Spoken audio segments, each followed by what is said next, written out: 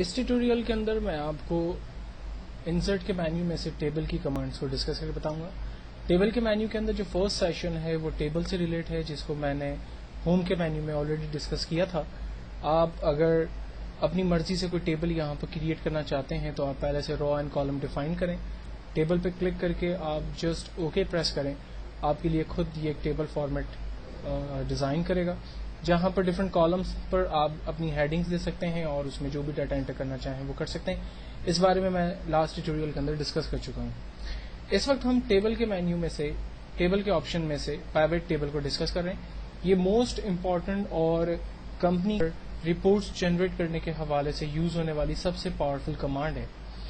میرے پاس یہاں پر ایک ڈمی ڈیٹا موجود ہے جس پر میں نے یہ بتانے کی کوشش کی ہے کہ میری کمپنی کے اندر ایک سال کے اندر جیسے کہ 4 کوارٹرز ہوتے ہیں، 4 کوارٹر کے اندر ڈفرینٹ منتھس جنوری ٹل دسمبر میں different region east west north south کے اندر ڈفرینٹ اسٹیٹس کے اندر ڈفرینٹ مینیجرس کی سپرویژن میں ڈفرینٹ سیلس مین کام کرتے ہیں جنہوں نے ڈفرینٹ کیٹیگری کی سب کیٹیگری میں اتنی کوانٹٹیز جو ہے وہ سیل کی ہے. اب اگر مجھے انہی تمام ریکارڈ کی انڈیویجول رپورٹس جنریٹ کرنی ہے تو اس کے لیے میں پیوٹ ٹیبل کی مدد لیتا ہوں.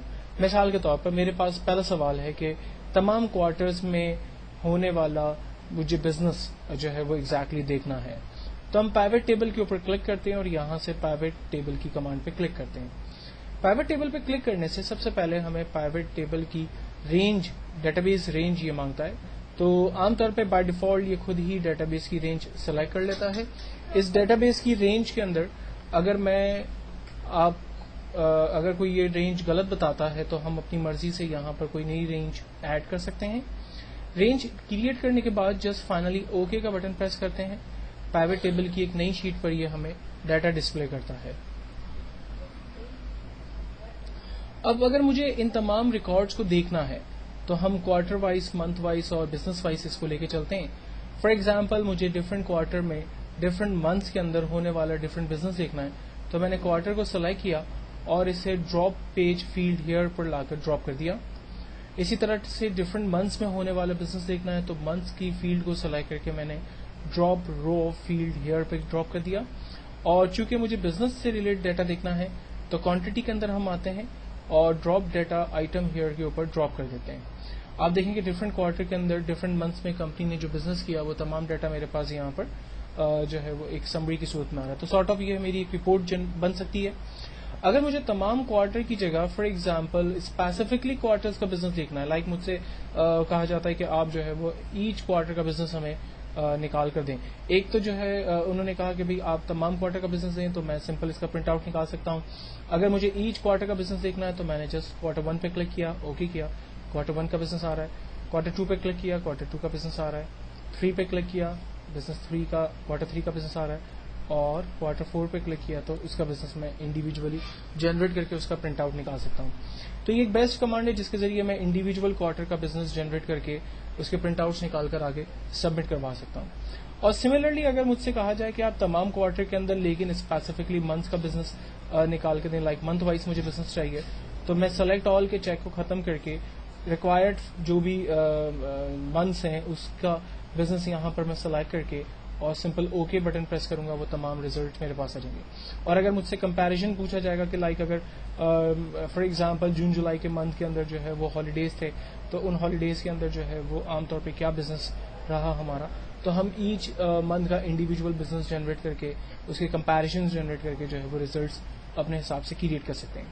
فائنلی میں سلیکٹ آل پریس کر کے اوکے کرتا ہوں تو تمام منتھس کا ریکارڈ میرے پاس ایگزیکٹلی مجھے نظر آ رہا ہے. اگر مجھے ان ڈیٹا کو ختم کرنا ہے اور میں مینیجر وائز تمام بزنس دیکھنا چاہتا ہوں تو فرسٹ میں ان تمام فیلڈز کو سلیکٹ کر کے پیج کے نارمل حصے پر ڈراپ کر دیتا ہوں.